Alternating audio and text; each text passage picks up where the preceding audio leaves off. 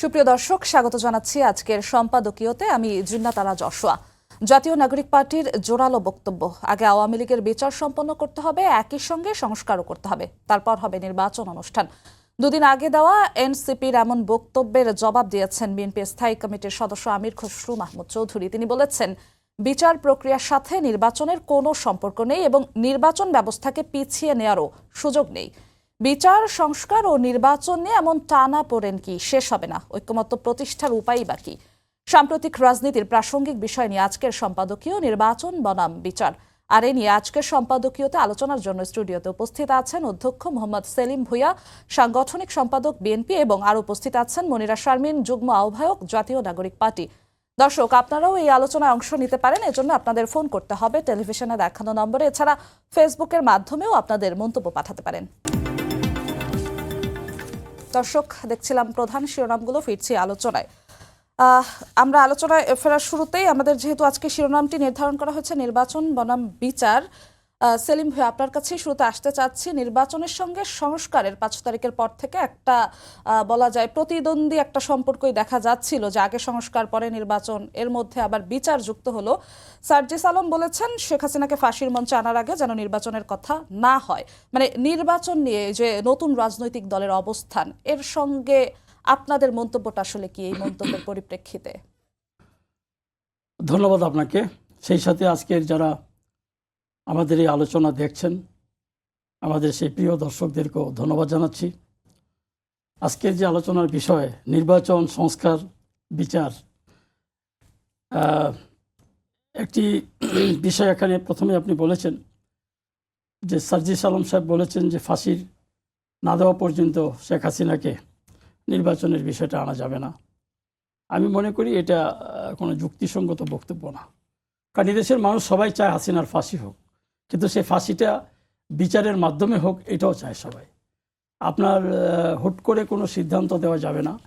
আর আমরা যারা, যেমন হাসিনা এই কথাগুলি যখন ক্ষমতায় ছিলেন তখন উনি বলতেন যে কোনো বিচার নিয়েই উনি আগে মন্তব্য করতেন। বিচার নিয়ে যদি আগে মন্তব্য করে সরকারে থাকা যারা, তখন কিন্তু এই বিচার প্রক্রিয়াটা প্রশ্নবিদ্ধ হয়ে দাঁড়ায়। যে আপনি বিচার করবেন, আপনি সরকারে আছেন, আবার আপনি আগেই মন্তব্য করেছেন, তখন যারা তদন্ত কাজে বা বিচার কাজে যারা থাকে, তখন তারা স্বাভাবিক প্রক্রিয়ায় সে কাজটি সম্পন্ন করতে পারে না। আমরা হাসিনার ফাঁসি কেন, তারপরও যদি কোনো আমি তো মনে করি হাসিনার একবার ফাঁসি না, বারবার ফাঁসি হওয়া উচিত, কয়েকবার ফাঁসি হওয়া উচিত। কারণ যেই কাজ উনি করেছেন, কারণ দেশে মানবাধিকার লঙ্ঘন করেছেন, গণতন্ত্রকে হত্যা করেছেন, মানুষ গুম করেছেন, মানুষ খুন করেছেন, এবং বিনা বিচারে মানুষকে আটক রেখেছেন, আয়নাঘর তৈরি করেছেন। এই হাসিনার শুধু ফাঁসি হলে চলবে না। আমি মনে করি হাসিনার প্রকাশ্যে ফাঁসি হওয়া, প্রকাশ্যে তার বিচার হওয়া উচিত, জনসম্মুখে, যেখানে আপনার তাকে পাথর মেরে হত্যা করা হোক।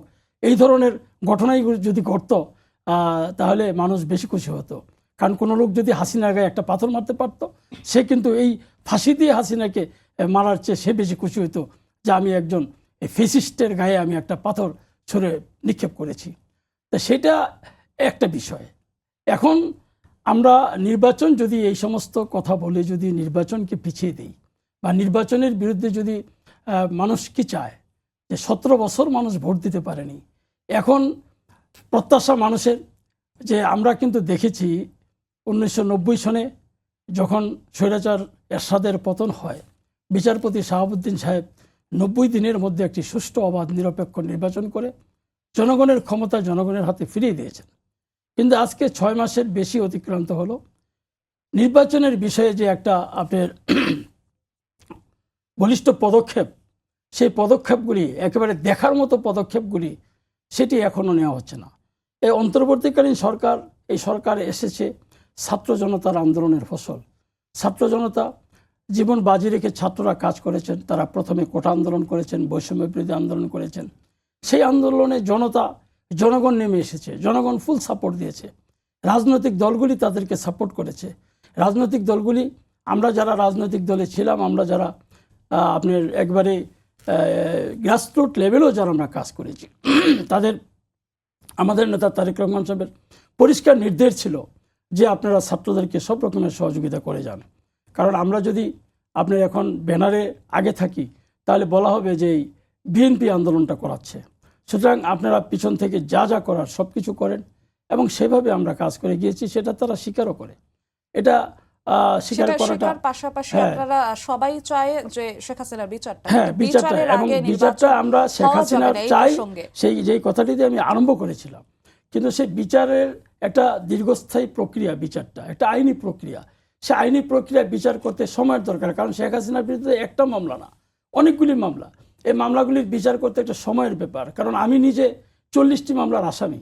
এখন একটি আপনার যে একটা পরিবর্তন হয়েছে, পরিবর্তনের পরেও কিন্তু আমার মাত্র 6টি মামলার আমি খালাস পেয়েছি, এখনও কিন্তু আমার 34টি মামলা চলছে। সুতরাং বিচার প্রক্রিয়াটা এত সহজ না যে বললেই এটা শেষ হয়ে যাবে। সুতরাং এখানে আপনার এই আইনি প্রক্রিয়ায় যে তার শাস্তি হোক, তার যাবজ্জীবন হোক, তার ফাঁসি হোক, বারবার ফাঁসি হোক, যে কথাটি আমি আবার পুনরায় ব্যক্ত করলাম, সেটা আমরা চাই, জনগণ চায়। কিন্তু সেই জন্য নির্বাচন কেন থেমে থাকবে? নির্বাচন তো এটা আমরা তো আন্দোলন করেছি, একজন মা তার কোলের শিশুকে নিয়ে ছাত্র জনতার এই বৈষম্য বিরোধী আন্দোলনে অংশ নিয়েছিল। সে তো জানে না যে কোটার আন্দোলনটা কী জিনিস, বৈষম্য বিরোধী আন্দোলন কী জিনিস। সে মনে করেছে ছাত্রদের এই আন্দোলনে সবাই অংশগ্রহণ করেছেন, ছাত্রদেরকে পাখির মতো গুলি করে হত্যা করা হচ্ছে। সুতরাং আমি একজন নাগরিক হিসাবে আমার এখানে অংশগ্রহণ করা উচিত। তারা সেখানে অংশগ্রহণ করেছে, তাদেরও এই প্রত্যাশা ছিল জিনিসপত্রের দাম কমবে, আমি আমার ভোটকে, আমার যে গণতান্ত্রিক অধিকার সেটা ফিরে পাবো হাসিনা যদি চলে যায়। কিন্তু এখন যে নির্বাচন প্রক্রিয়া, আমি যদি সংস্কারের কথা বলে নির্বাচন থেকে পিছিয়ে নিই, সেই বিষয়টা কিন্তু অন্তর্বর্তীকালীন সরকারটা প্রশ্নবিদ্ধ হবে। এবং ছাত্র জনতার আন্দোলন যেই তারা বিজয়ের হাসি হেসেছে, কিন্তু এটাও একটা প্রশ্নবিদ্ধ হবে যে কেন এটা হচ্ছে। আরেকটা বিষয় হলো এখানে যে ছাত্রদেরকে আমরা আমাদের নিজের সন্তানদের মতোই মনে করি, এবং তাদের ভালোটাই আমরা চাই। কিন্তু আজকে তারা যে আপনার উপদেষ্টা পরিষদের যে তারা উপদেষ্টা হবে, এটা আমরা ভেবে মাঝে মাঝে অনেক লোক প্রশ্ন করে যে তারা এটা হতে গেল কেন। কারণ অনেক লোক তো দেশে আছে, তারা যদি আন্দোলনের মাঠেই থাকতো, এবং যেই সরকারি আছে এটাকে প্রেসার গ্রুপ হিসাবে যদি তারা থাকতো, তাহলে তারা সবচেয়ে বেশি এদেশের মানুষের কাছে তারা ইতিহাস হয়ে, যেমন এখন আছে, ভবিষ্যতে তারা ইতিহাস হয়ে থাকতো। কিন্তু এখন প্রশ্নবিদ্ধ হয়ে যাচ্ছে যে তারা উপদেষ্টা পরিষদে আছে এবং বিভিন্ন সময় বিভিন্ন রকমের কথাবার্তা বলছেন, সংস্কারের কথা বলে নির্বাচনকে কীভাবে পিছিয়ে নেওয়া যায়, তাদের কাছ থেকে কোনো উপদেষ্টাদের কাছ থেকে এই ধরনের বক্তব্য আসছে। এগুলি কিন্তু আপনারা যদি স্বাভাবিকভাবে জনগণকে প্রশ্ন করেন, উপদেষ্টা তাহলে কিন্তু পরিষদে ছাত্র প্রতিনিধি আছে, কেন হতে গেল এই বিষয়টি তো আমরা পরে আসবো। আমরা একটু জাতীয় নাগরিক পার্টির যুগ্ম আহ্বায়ক মনিরা শারমিন আপনার কাছে আসতে চাই। সেই একই কথা ধরে সার্জিস আলম বলেছিলেন যে শেখ হাসিনার বিচার না হওয়া পর্যন্ত, ফাঁসির মঞ্চে না আনা পর্যন্ত নির্বাচনের কথা যেন কেউ না বলে। মানে নির্বাচন নিয়ে আপনাদের নাগরিক পার্টির অবস্থান কি আসলে? মানে এই যে হাসিনাকে ফাঁসির মঞ্চে না আনা পর্যন্ত আপনারা নির্বাচন একদমই চাচ্ছেন না, এটাই কি পরিষ্কার কথা? ধন্যবাদ আপনাকে, আমার সহ আলোচক ওনাকেও ধন্যবাদ, শুভেচ্ছা যারা দেখছেন। আসলে গত 2 দিন আগের যেই বিষয়টি বলছেন যে সার্জিস আলমের যে বক্তব্যের কথা, সেই বক্তব্য রায়েরবাজার বধ্যভূমি, সেখানে আসলে যেই গণহত্যায়, জুলাই গণহত্যায় যে বেওয়ারিশ লাশ যেগুলো গণকবর, সেটা আসলে জিয়ারত করার পরে আসলে এই বক্তব্যটি উনি দিয়েছেন, এবং আমিও আসলে ওই প্রোগ্রামে উপস্থিত ছিলাম। আমাদের স্বভাবতই সেটা আমাদের প্রথম কর্মসূচি ছিল জাতীয় নাগরিক পার্টির। তো সেখানে আসলে এক ধরনের আবেগঘন একটা পরিস্থিতি তৈরি হয়েছিল, এবং শহীদ পরিবারও আমাদের সাথে ছিলেন। সুতরাং সেখানে যেই ধরনের একটা পরিস্থিতি তৈরি হয়েছিল, সেই জায়গাতে আমার মনে হয় যে সার্জিস আলম সেই জায়গা থেকেই এই কথাটি বলেছেন। দেখেন, আমি আরেকটা বিষয় একটু বলি যে বিচারের কথাটা আমরা তো বারবার করেই বলছি যে বিচার হতেই হবে। এবং আমি একটু যুক্ত করতে চাই, আপনি বললেন যে মনে হয় আবেগঘন এক পরিবেশের কারণে সার্জিস আলম বলেছেন, মনে হয় শব্দটি যেহেতু আপনি বলেছেন, মানে এটা কি নাগরিক পার্টির দলীয় কোনো বক্তব্য না, সার্জিস আলমের ব্যক্তিগত বক্তব্য? মানে আসলে জানতে চাচ্ছি। না, আসলে স্বাভাবিকভাবেই আমাদের দলীয় বক্তব্য না যে মানে শেখ হাসিনার ফাঁসির আগে আসলে নির্বাচন নয়, এই ধরনের কোনো দলীয় স্ট্যান্ড আমাদের এখনো নাই। আরেকটা ব্যাপার হচ্ছে যে ওই জায়গাতে বিচারের কথা তো আমরা বলেই আসছি, অবশ্যই শেখ হাসিনার বিচার হতে হবে। এবং দেখেন, একটা অভ্যুত্থানের পরে 6 মাস চলে গেছে, সেই জায়গা থেকে আমরা কোনো দৃশ্যমান অগ্রগতি দেখিনি এই বিচার প্রক্রিয়ায়। সেটা কিন্তু আমরা মনে করি অন্তর্বর্তীকালীন সরকারকে আরো দৃঢ় পদক্ষেপ নেওয়ার আমরা আশা করেছিলাম অন্তত। তো আর নির্বাচনের ব্যাপারটি দেখেন, একটা অভ্যুত্থানের আগের কথা যদি বলি, তাহলে আমাদের সকল রাজনৈতিক দল আওয়ামী লীগ ছাড়া আসলে একটা গণতান্ত্রিক প্রক্রিয়ায় এই নির্বাচনের জন্য তারা মাঠে আসলে আন্দোলন করেছেন, সংগ্রাম করেছেন। এবং আমি মনে করি যে অভ্যুত্থানের আগে নির্বাচন চাওয়া, যেটাকে আমরা বলছি যে একটা গণতান্ত্রিক প্রক্রিয়া সেটা আদায় করা, সেটা একরকম। এবং অভ্যুত্থান পরবর্তী সময়ে নির্বাচন চাওয়া, শুধু নির্বাচন চাওয়াও আসলে কতটা সমীচীন, এটাও একটা আমার প্রশ্ন।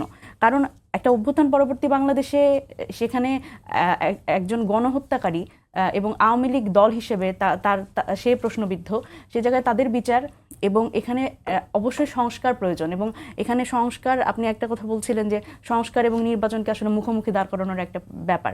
আমরা কখনোই আসলে সংস্কার এবং নির্বাচনকে মুখোমুখি দাঁড় করানোর পক্ষপাতী না। আমরা মনে করি সংস্কারেরই একটা ফলাফল হবে নির্বাচন। স্বাভাবিকভাবেই সংস্কার যেই প্রক্রিয়ায় আসলে দেখেন, বাংলাদেশের প্রাতিষ্ঠানিক যেভাবে করে ধ্বংস করা হয়েছে প্রতিষ্ঠানগুলোকে, এবং বিভিন্ন বাহিনীর কথাও যদি আপনি বলেন, আপনি আইন শৃঙ্খলা বাহিনী থেকে শুরু করে, যেই একটা নির্বাচন সুষ্ঠুভাবে একটা নির্বাচন হতে গেলে যেই ধরনের প্রক্রিয়ার মধ্যে দিয়ে যেতে হয়, সেই প্রক্রিয়াগত জায়গাতে কি আমরা আসলে খুব ঠিক আছি কিনা, আমাদের সেখানে সংস্কার প্রয়োজন কিনা, আমরা বলছি যে আমাদের পুলিশ সংস্কার প্রয়োজন, তারপর আমাদের জনপ্রশাসন সংস্কার প্রয়োজন। এই একই জনপ্রশাসন, এই একই পুলিশ আসলে সেই 18 সালে নির্বাচনও আয়োজন করেছে। সুতরাং সেখানে আমাদের একটা শঙ্কার জায়গা আছে যে এই একই ব্যবস্থা দিয়ে, এই ফ্যাসিবাদী ব্যবস্থা, তো আমরা বারবার করে বলছি, দেখেন 3 তারিখের যে ঘোষণাটা, সেটা কিন্তু খুবই একটা অভূতপূর্ব ঘোষণা আমাদের নাহিদ ইসলাম যেটা দিয়েছেন, যে ফ্যাসিবাদী ব্যবস্থার বিলোপ। দেখেন, ফ্যাসিবাদী ব্যবস্থা কাঠামোটা তো আসলে রয়ে গেছে। সুতরাং আমরা বলছি নির্বাচন অবশ্যই হবে, এবং সংস্কারের একটা ফলাফল হিসেবে আমরা নির্বাচনকে দেখতে চাই, এবং সেটা এই ফ্যাসিবাদী ব্যবস্থার বিলোপের মাধ্যমেই হতে হবে। জি, আপনার কাছে আবারও ফিরবো মনিরা শারমিন। সেলিম ভূঁইয়া যেমনটা বলছিলেন যে সার্জিস আলম হয়তো বা আবেগঘন জায়গা থেকে বলে ফেলেছে, দলীয় কোনো বক্তব্য না। আজকে বিএনপির স্থায়ী কমিটির সদস্য আমির খসরু মাহমুদ চৌধুরী বলেছেন বিচার প্রক্রিয়ার সাথে নির্বাচনের কোনো সম্পর্ক নেই, নির্বাচন ব্যবস্থাকে পিছিয়ে নেওয়ারও কোনো সুযোগ নেই। নির্বাচনকে পিছিয়ে নেওয়ার কোনো ইঙ্গিতকে দেখতে পাচ্ছেন কিনা? কারণ হিসেবে বলছি, প্রধান উপদেষ্টা কিন্তু বারবার বলছেন ডিসেম্বরে নির্বাচন, এবং রিজওয়ান হাসান বলেছেন যে ডিসেম্বর কিংবা জুনে নির্বাচন। তো সেই ক্ষেত্রে আপনারা আসলে নির্বাচনকে পেছানোর বিভিন্ন সময় কথা বলেন, যে কোনো আভাস দেখতে পাচ্ছেন কিনা? না, এখানে দেখেন, আপনার কথা থেকে আমরা দুইটা বিষয় জানলাম। একটা হলো প্রধান উপদেষ্টা মহোদয় বলছেন যে নির্বাচনটা ডিসেম্বরেই করা সম্ভব। আবার রেজওয়ানা হাসান উনি বলছেন ডিসেম্বরে বা জুনে। কোন জুনের কথা উনি বলেছেন? এটা কি এই জুনের কথা বলেছেন, নাকি আপনার আগামী জুনের কথা বলেছেন? 26 জুনে। তাহলে প্রধান উপদেষ্টার চেয়ে বেশি বড় উপদেষ্টা হলেন রেজওয়ানা হাসান। কারণ প্রধান উপদেষ্টার বক্তব্যের বাইরে অন্য উপদেষ্টাদের বক্তব্য দেওয়ার কোনো সুযোগ নাই। এবং এটা আমি মনে করি যে এদের বিরুদ্ধে আপনার ব্যবস্থা নেওয়া উচিত, যে প্রধান উপদেষ্টার একটা বক্তব্যকে কিভাবে একজন উপদেষ্টা আবার এটাকে আপনার কাউন্টার দিয়ে, একটা নির্বাচন এদেশের জনগণ যেভাবে চাচ্ছেন, জনগণের এখন আপনার সংস্কার হোক, এটা তো আমরা চাচ্ছি, কিন্তু সংস্কারটা কিভাবে হবে? আপনি যদি আমাদের রাষ্ট্র ক্ষমতা, রাষ্ট্র মেরামতের 31 দফা দেখেন, এই 31 দফায় আমাদের নেতা তারেক রহমান সাহেব যেভাবে লিখেছেন, বলেছেন, এবং আমরা মানুষের মানে দরজায় দরজায় সেগুলি পৌঁছে দিয়েছি, সেখানে পরিষ্কারভাবে, যেটা আমার সহ আলোচক বলেছেন, যে এখানে শিক্ষা, স্বাস্থ্য, কৃষি, উনি দু একটা কথা বলেছেন, জনপ্রশাসনের কথা বলেছেন, পুলিশের কথা বলেছেন। আমাদের কিন্তু প্রতিটি সেক্টরের কথা বলা আছে। রাষ্ট্র ক্ষমতায় যে সমস্ত উইংসগুলি আছে রাষ্ট্রের, সবগুলির বিরুদ্ধে আমরা বলেছি যে এখানে সংস্কার হওয়া প্রয়োজন, কারণ শেখ হাসিনা তো সব ধ্বংস করে দিয়েছে। সুতরাং আমরা বলছি নির্বাচিত সরকার এসে সংস্কার করবে। এখন সংস্কারের নামে যদি এইটাই তো একটা আপনার সংস্কারের কথা বলে নির্বাচনকে আপনি বলেছেন যে নির্বাচন কি পিছিয়ে দেওয়া হচ্ছে, তাহলে কোনো কারণে, বা আপনি কি এরকম আভাস পাচ্ছেন? হ্যাঁ, আভাসটা হলো যে নির্বাচনে সংস্কারের কথা বলে নির্বাচনকে পিছিয়ে দেওয়ার বিষয়টি কোনো এই উপদেষ্টাদের বক্তব্যে আমরা ইঙ্গিত পাচ্ছি। এবং কোনো ক্ষুদ্র রাজনৈতিক দল যাদের মাঠ পর্যায়ে সেরকম ভিত্তি নেই, তারা আবার সেটাকে একটু পিঞ্চিং করছে, খোঁচা দিচ্ছে, এবং সেখানে একটু সমর্থন দিচ্ছে। তো সেই জন্য আমরা মনে করি যে এটা একটা ষড়যন্ত্র। তো সেই ষড়যন্ত্র হলে কার বিরুদ্ধে ষড়যন্ত্র হবে? শেখ হাসিনা যে ষড়যন্ত্র করেছে দেশের জনগণের প্রতি, এই ছাত্র জনতা কি ষড়যন্ত্রে পা দিবে? তারা তো পা দিতে পারে না। তারা বুকের রক্ত দিয়েছেন, এই দেশের জনগণকে তারা নতুন করে স্বাধীনতা এনে দিয়েছেন।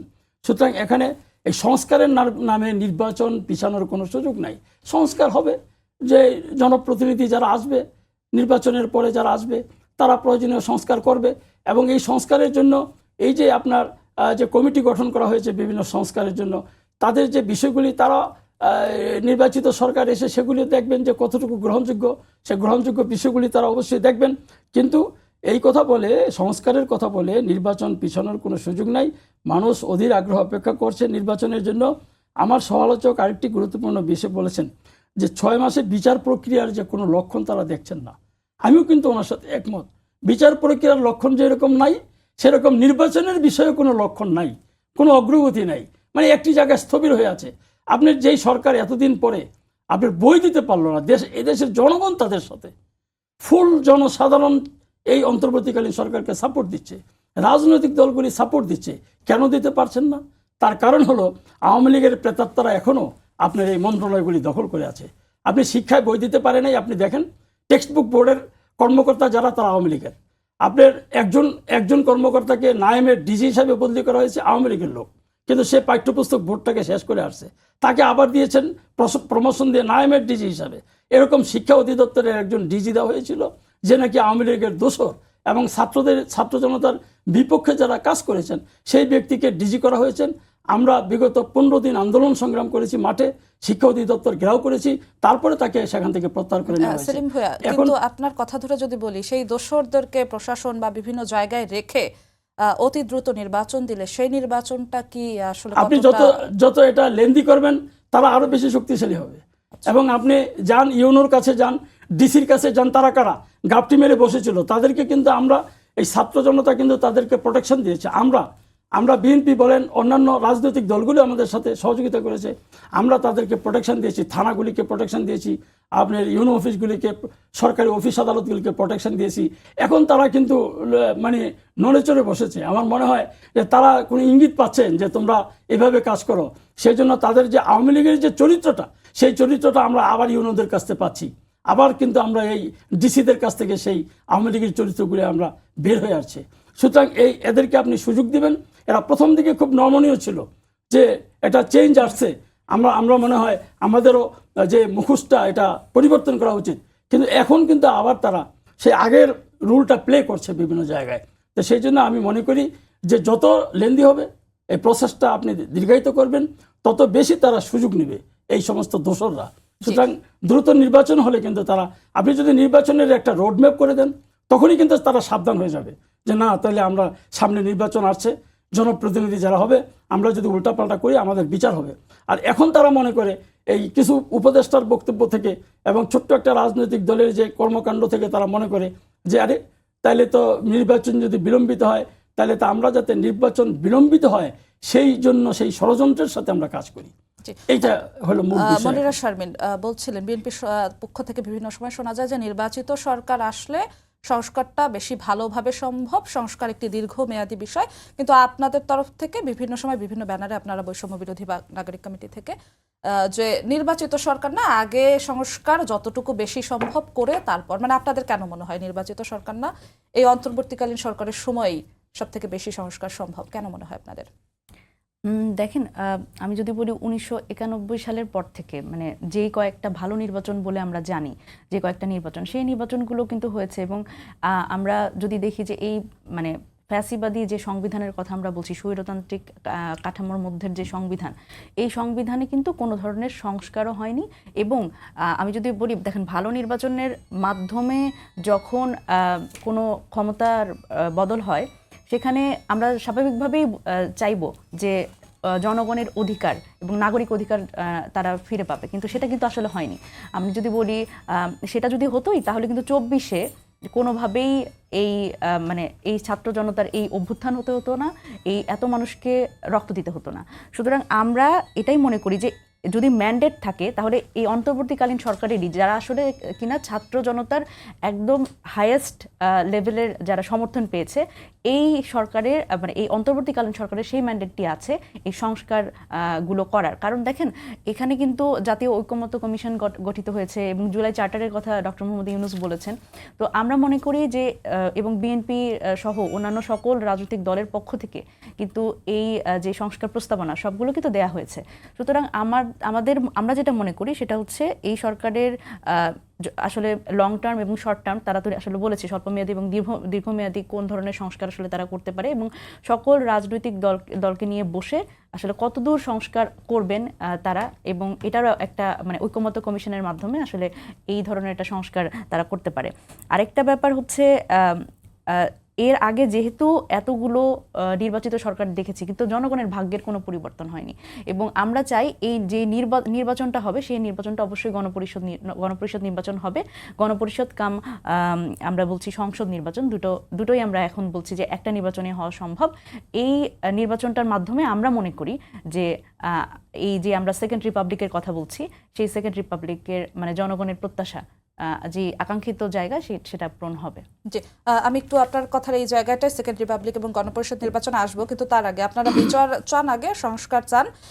বিচারের কথা কিছুক্ষণ আগে বললেন যে আপনারা দেখছেন না যতটা দরকার ছিল এই 6-7 মাসে ততটা হয়েছে, এবং সংস্কারের ক্ষেত্রে আপনি বললেন যে অন্তর্বর্তীকালীন সরকারের সহজ সংস্কার করাটা, তো সেক্ষেত্রে সংস্কারের কতটা অগ্রগতি দেখতে পাচ্ছেন?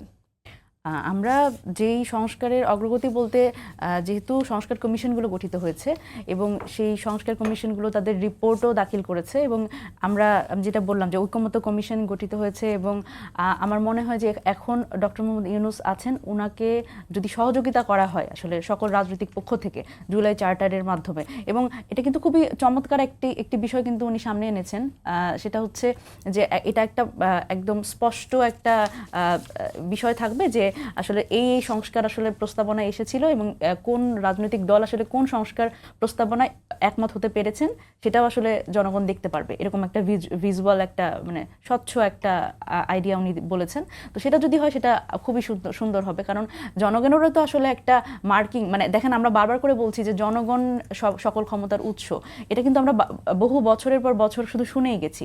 আসলে জনগণেরও বোঝা দরকার যে কোন রাজনৈতিক দলগুলো আসলে সংস্কার চাচ্ছে এবং একটা গুণগত পরিবর্তন চাচ্ছে এই রাষ্ট্রের। এটা আমার মনে হয় জনগণের পক্ষ থেকেও তাদের বোঝা দরকার যে কারা আসলে কি ধরনের সংস্কার চাচ্ছে এবং কারা চাচ্ছে না, এটাও বোঝা দরকার। এটার উপরেও তো আসলে অনেক ধরনের মূল্যায়ন নির্ভর করবে। জুলাই চার্টার এবং জুলাই ডিক্লারেশন ঘোষণাপত্র, জুলাই ঘোষণাপত্র নিয়ে গত বছর 31 ডিসেম্বর আপনারা ঘোষণা করতে চেয়েছিলেন, তারপরে সরকারের তরফ থেকে বলা হয়েছিল তারপরে 15 জানুয়ারির মধ্যে যেন সরকার ঘোষণাপত্র প্রকাশ করে, সেই জোরালো দাবিটিও উঠেছিল। তারপরে কি একটু ঝিমিয়ে গেল বিষয়টা? মানে তারপর থেকে আপনাদের মধ্যে কিংবা কারো মধ্যে আসলে ঘোষণাপত্র নিয়ে কি ওইরকম আওয়াজ তোলা হয়েছিল? জি দেখেন, আমরা এই জুলাই প্রক্লেমেশন, যেটা জুলাই ঘোষণাপত্র বলছি, সেই বিষয়ে কিন্তু আমরা জোরালো দাবি তুলে এবং আমরা মাঠ পর্যায়ে একটা বড় ধরনের কর্মসূচিও করেছি 31 ডিসেম্বর। কিন্তু সরকারের পক্ষ থেকে বলা হলো যে আসলে সকল রাজনৈতিক দল আসলে এই বিষয়ে ঐক্যমত্য হতে পারেনি। তো সেই জায়গাতে বড় দল হিসেবে বিএনপির কথা বলা হয়েছে, এবং বিএনপি পক্ষ থেকে তখন এরকম একটা কথা বলেছিল যে জুলাই প্রক্লেমেশনের আসলে কি দরকার এটাই ওনারা বুঝতে পারেন না।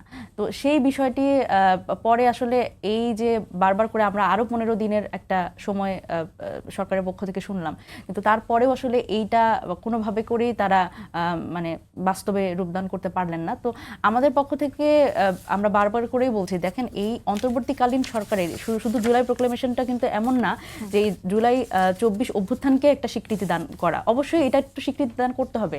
কারণ দেখেন 24 সালে যে অভ্যুত্থানটি হয়েছে এবং এতগুলো মানুষের প্রাণ গেছে, এতগুলো মানুষ শহীদ হয়েছে, সেই অভ্যুত্থানটাকে আপনি যদি স্বীকৃতি না দেন তাহলে তো আসলে এটা হারিয়ে যাবে, এবং আমরা বিভিন্ন সময় ইতিহাস বিকৃত হতে দেখেছি।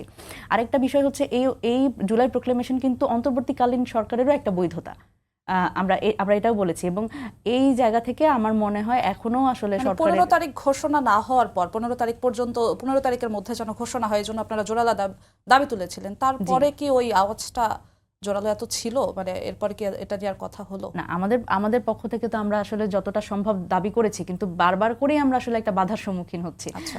আমরা বড় এবং রাজনৈতিক সদিচ্ছা এখানে যে নাই, এটা তো আসলে স্পষ্ট। জি, আবার একটু আসতে চাচ্ছি সেলিম ভাই আপনার কাছে। গণপরিষদ নির্বাচন, একই সঙ্গে সংসদ নির্বাচন, সেকেন্ড রিপাবলিক, এমন কিছু কথা উঠেছে। বিএনপির স্থায়ী কমিটির সদস্য মির্জা আব্বাস বলেছেন নতুন দল এসেছে, আপনারা সাবধান থাকবেন। তাদের স্লোগান কিন্তু আমি বুঝি না, আমি বুঝিনি কাকে দ্বিতীয় স্বাধীনতা বলে, এবং তিনি আরো বলেছেন আমি এখনো বুঝিনি সেকেন্ড রিপাবলিক কি বোঝায়, আপনারা কি বুঝেছেন জানি না, এরকম করে কিছু প্রশ্ন তিনি তুলেছেন। মানে এই যে নতুন দলের কিছু প্রস্তাবনা আপনাদের সাথে, আপনাদের প্রস্তাবনার সাথে সাংঘর্ষিক কিনা? না, এখানে দেখেন বিষয়টি আপনার জনগণ, আহ, রাজনীতি তো আমরা জনগণের জন্যই করি। জনগণ কি চায়, জনগণের মনের কথা যদি আমরা না বুঝতে পারি তাহলে রাজনীতি করে কী লাভ। সেকেন্ড রিপাবলিকের বিষয়টি তো এখানে আনার কোনো প্রয়োজন নাই। এখানে তো আমরা জনগণের নেতা নির্বাচিত করবে, নির্বাচনের মাধ্যমে সংসদ নির্বাচন হবে। এখানে অন্য কিছু টানার কোনো প্রশ্ন নাই। এখানে কেন টানা হচ্ছে, এই যে বলা হচ্ছে যে আমরা ইয়ার গন্ধ পাচ্ছি, ষড়যন্ত্রের গন্ধ পাচ্ছি। আপনি বলেন, আপনি 111-এ যে ঘটনা ঘটেছিল, আপনি জানেন যে সেখানে কিংস পার্টি হয়েছিল, এবং এই কিংস পার্টি কাদেরকে বলা হয়? যেই সরকার ক্ষমতায় থাকে সেই সরকারের অধীনে, সেই সরকারের নিয়ন্ত্রণে যদি কোনো রাজনৈতিক দল করা হয় সেগুলিকে বলা হয় কিংস পার্টি। এখন সেখানে করা হয়েছিল, এবং আপনি অবাক হবেন যে আমাকেও ওই কিংস পার্টিতে ঢোকানোর জন্য মানে ডিজিএফআই মানে আর্মি থেকে আপনি ব্রিগেডিয়ার জেনারেল বারি সাহেবের মতো লোক, উনি প্রস্তাব করেছিল যে আপনি মান্নান ভাইয়ের সাথে এবং কুরেশি সাহেবের সাথে আপনাকে দেখা করতে হবে। আমি করিনি। এখন এই যে তারা গভর্নমেন্টের পক্ষ থেকে, যেই সরকার থাকে সেই গভর্নমেন্ট থাকে, তাদের পক্ষ থেকে জোর করে পার্টি করা হয়, মানুষকে সেই পার্টিতে ঢোকানোর ব্যবস্থা করা হয়। আপনার যে পার্টিটা আমাদের এই ছাত্র জনতা, যদি ছাত্ররা যদি করে থাকে, তাদের ভিতরে অনেকেই, যেমন আজকে আমার যে সমালোচক, আমরা অভিনন্দন জানাই তাদের, তারা আসুক, মেধাবীরা এই রাজনীতিতে আসবে, এটা তো আমরা চাচ্ছি। কিন্তু ওই আপনার এখন যে সরকারের প্রধান উপদেষ্টা, অন্তর্বর্তীকালীন সরকারের প্রধান উপদেষ্টার ছবি ব্যানারটা নিয়ে কেন? তারা তাদেরটা করুক, আমরা তাদেরকে সাপোর্ট করি। এবং আমাদের পক্ষ থেকে রিজভী আহমেদ এবং শহীদুদ্দিন চৌধুরী ইনি সাহেব গিয়েছিলেন সেখানে। তো সেখানে আপনার, আমরা তো যদি আমার ডক্টর ইউনূস সাহেবকে আমরা সম্মান করি, উনি শ্রদ্ধাভাজন ব্যক্তি এদেশের। এখন উনি তো বলা উচিত ছিল যে আমি দেশের এখন অন্তর্বর্তীকালীন সরকারের প্রধান উপদেষ্টা, তোমরা আমার ছবি ব্যবহার করছো কেন? তোমাদেরই তো দল করার রাইট আছে, তোমরা দল করো। এখন প্রধান উপদেষ্টার ছবি নিয়ে যখন তারা আপনার মিছিল করে এবং আপনার দলটি করে, তখন এই দলটা একঝাঁক মেধাবীরা এখানে আসবে, তাদেরকে আমরা সহযোগিতা করব, তাদেরকে ওয়েলকাম জানাবো। সেটা আপনার প্রস্তাবিত হয়ে যাচ্ছে যখন সরকারের পৃষ্ঠপোষকতায় এই দলটি করা হয়। তো সেখানে তারাও তাদের মেধাকে, কিন্তু মেধার যে প্রতিফলন সেখানে ঘটাতে পারবে না, কারণ সেটা তো তারা যে প্রেসক্রিপশন দিবে সেই প্রেসক্রিপশন অনুযায়ী তাদেরকে কাজ করতে হবে। তো সেই জন্য আমরা এই যে সন্দেহের বিষয়টি যেটা আপনি প্রশ্ন করেছেন, সন্দেহ তো সেখানেই হয় যে এই কিংস পার্টি গঠন করে নির্বাচন প্রক্রিয়া সংস্কারের নাম বলে সংস্কার করতে হবে, সেই জন্য নির্বাচন দেওয়া যাবে না, নির্বাচন বিলম্বিত করতে হবে, এগুলি হলো একটা ষড়যন্ত্র। সেই জন্যই আমাদের মির্জা আব্বাস সাহেব যা বলেছেন যথার্থই বলেছেন, এবং আমাদের আমির খসরু মাহমুদ চৌধুরী সাহেব যেটা বলেছেন যথার্থই বলেছেন। আমারও বক্তব্য একই বক্তব্য, যেন এখন নির্বাচন হবে, সে নির্বাচন যেভাবে জাতীয় সংসদ নির্বাচন এটাই হবে, অন্য কোনো নির্বাচন এটার সাথে, যেখানে আপনারাই বলছেন যে এই সরকারের মানে যেহেতু তাদের কোনো পলিটিক্যাল পার্টি এতদিন ছিল না, এরপরে তাদের আইনশৃঙ্খলা রক্ষা বাহিনী দুর্বল, তাদের মনোবল ভাঙ্গা, এখন এদেরকে দিয়ে একটা নির্বাচনে আপনি করতে পারছেন না, সেখানে আপনি এই সমস্ত কথা বলে তাদেরকে বিতর্কিত করে তাদেরকে দিয়ে আপনি কীভাবে এগুলি করানো সম্ভব হবে? সেই জন্য আমি বলছি যে এটা আসলে দেশকে যদি ভালোবাসেন, ছাত্ররা যেই কাজটি করেছেন, তাদেরকে আমরা এখনও বলছি যে শ্রদ্ধা করি, সম্মান করি, ভালোবাসি। কিন্তু এই যে ষড়যন্ত্রের ফাঁদে যদি তারা পা দেয়, তাহলে তাদের প্রতি যে ভালোবাসা, আপনি কিছু মনে করবেন না, আমার সমালোচককে বলবো কিছু মনে করবেন না, আমি দেশবাসীর উদ্দেশ্যে বলতে চাই 1971 সনে শেখ মুজিবের, আমি আরেকটি ইয়াতে বলেছিলাম, সার্জিস আলম সাহেবকে বলেছিলাম যে 1971 সনে শেখ মুজিবের গগনচুম্বী জনপ্রিয়তা ছিল, 75-এ কী হয়েছে? যদি সেই কাজগুলি না করতো, সে যদি দেশের এই মানুষকে মানে ব্লাড না দিত, তাহলে কিন্তু তার এই অবস্থা হতো না। আজকে ছাত্ররা যে দেশপ্রেমিক ছাত্ররা, এই ছাত্ররা যদি এই ধরনের মানে ষড়যন্ত্রে পা দেয়, তাইলে তাদের অবস্থা কিন্তু এই 75-এর মতোই মানুষ মনে করবে, এই ধরনের অবস্থা হতে পারে ঠিক। বলে আমি মনে করি। মনিরা শারমিন, যেমনটা বললেন যে ছাত্ররা যদি কোনো ষড়যন্ত্রে পা দেন, এবং আরো একটি বিষয় যে অন্তর্বর্তীকালীন সরকারের সহযোগিতা বা কিংস পার্টি আমরা যেটাকে বলি, জাতীয় নাগরিক পার্টি কি কিংস পার্টি কিনা, আর আপনারা আসলেই কোনো ষড়যন্ত্রের ফাঁদে পা দিচ্ছেন এমন আপনাদের মনে হয় কিনা? দেখেন, আসলে কিংস পার্টি যখন বিএনপির পক্ষ থেকে বলা হয় তখন আসলে আমাদের কিছু বলার থাকে না। কারণ প্রথমত আমি জানি না যে আমার সহ-আলোচক যিনি বললেন যে ডক্টর ইউনূসের ছবি কোথায় আসলে মানে প্রদর্শন করা হয়েছে আমার জানা নেই। কিন্তু বিষয়টা হচ্ছে যে আমাদের কিন্তু যে 3 জন অভ্যুত্থানের রিপ্রেজেন্টেটিভ যারা আসলে উপদেষ্টা হিসেবে গেছিলেন, তাদের মধ্যে একজন যিনি পদত্যাগ করে আমাদের পার্টিতে যোগ দিয়েছেন, নাহিদ ইসলাম। সুতরাং এই জায়গাতে কিংস পার্টি কিভাবে হয় এই ক্যালকুলেশন আসলে আমার জানা নেই। তবে কিংস পার্টির বিষয়টি আসলে এখন পর্যন্ত ওনারা বলছেন এটার আসলে কোনো ভিত্তি আছে বলে আমি মনে করি না, প্রথমত। দ্বিতীয়ত, ষড়যন্ত্র বলতে আসলে দেখেন, আমার মনে হয় যে রাজনৈতিক দল, বড় রাজনৈতিক দল হিসেবে বিএনপি বারবার করেই বলছেন যে সেকেন্ড রিপাবলিক বা জনগণের ভাষা। আমার মনে হয় ওনারা জনগণের ভাষাটা ধরতে পারেননি। এই 2024 সালে এসে যখন জেনজি যারা আসলে সেই প্রজন্মটির এক ধরনের ভাষা আছে, আপনি দেখবেন যে বাংলাদেশের ঢাকা শহরে যে দেয়ালে আমরা কিন্তু অভ্যুত্থানের সময় দেখেছি যে বাংলাদেশ 2.0 একটা নতুন বাংলাদেশ। এই নতুন বাংলাদেশকে কিন্তু আমরা বলছি সেকেন্ড রিপাবলিক। যেই সেকেন্ড রিপাবলিক মানে এটাই যে এক ধরনের শাসন ব্যবস্থা যেটা ছিল, আমরা যেটাকে বলছি স্বৈরতান্ত্রিক শাসন ব্যবস্থা, সেই শাসন ব্যবস্থা থেকে আমরা এখন একটা গণতন্ত্রের পথে যাচ্ছি। যে গণতন্ত্রের জন্য কিন্তু বিএনপিও কিন্তু বহু বছর ধরে স্ট্রাগল করেছে এবং তাদের সেই স্ট্রাগলকে আমি সম্মান জানাই। তো সেই জায়গা থেকে এই শাসন ব্যবস্থা এক ধরনের স্বৈরতান্ত্রিক কাঠামো থেকে আমরা যে গণতন্ত্রের কথা বলছি সেটা কিভাবে আসবে, সেটা এই স্বৈরতান্ত্রিক সংবিধানের আন্ডারে সেটা সম্ভব না। আমরা বারবার করে এটাই বলছি। এবং এই নানান ধরনের কথা হচ্ছে আমরা আসলে বিভিন্ন রাজনৈতিক দলের পক্ষ থেকে শুনি, বিএনপির পক্ষ থেকে শুনি, কিন্তু কখনোই আমরা এই একটা গুণগত পরিবর্তন রাষ্ট্রে সেটার ব্যাপারে শুনি না। আমরা বারবার করে শুধুমাত্র গণতন্ত্র মানেই হচ্ছে নির্বাচন, এটাই আমরা শুনি। কিন্তু একটা অভ্যুত্থান পরবর্তী বাংলাদেশে শুধুমাত্র নির্বাচনী গণতন্ত্র না, এটা বোধহয় আমার সহ আলোচক সহ এবং অন্যান্য রাজনৈতিক দল, বিশেষ করে বিএনপি, মনে হয় বুঝতে একটু অসুবিধা হচ্ছে। তো এই বিষয়টা হচ্ছে যে সাধারণ জনগণ কি আসলে শুধু নির্বাচন চায়? সাধারণ জনগণ শুধু আসলে নির্বাচন চায় না। সাধারণ জনগণ, যেটা উনি বললেন যে অনেক কিছু চায়, সাধারণ জনগণ নিজের অধিকারটা চায়, তারা নাগরিক অধিকার চায়। অবশ্যই নির্বাচন তার মধ্যে একটা।